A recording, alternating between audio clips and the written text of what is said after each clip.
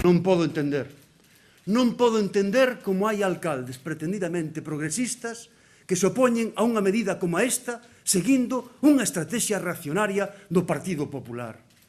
Parécelles moito que digamos por lei que é necesario investir cando menos o 7% dos orzamentos municipais en políticas sociais, en políticas de igualdade. Parécelles moito o 7%.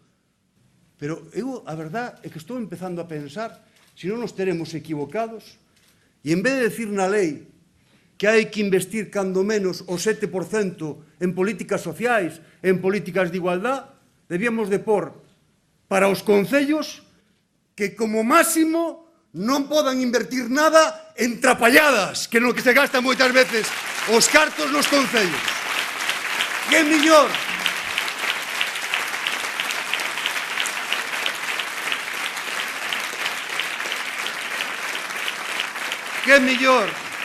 que mellor que investir en políticas sociais, que mellor que investir en políticas de igualdade.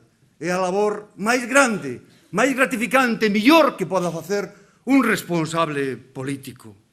Pois, amigas e amigos, se traballo a prol da igualdade que o Bloque Nacionalista Galego está a facer no goberno galego, temos que trasladalo agora a Madrid. Eu sempre digo que os galegos e as galegas nos falta moitas cousas, pero nos falta tamén autoestima.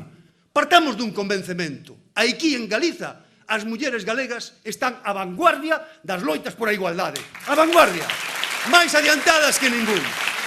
Máis adiantadas que ninguna.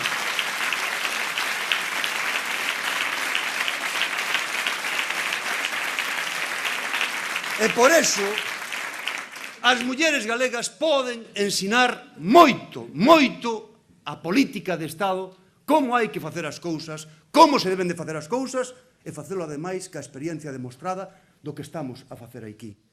Que nós fixemos aquí unha lei galega contra a violencia de xénero.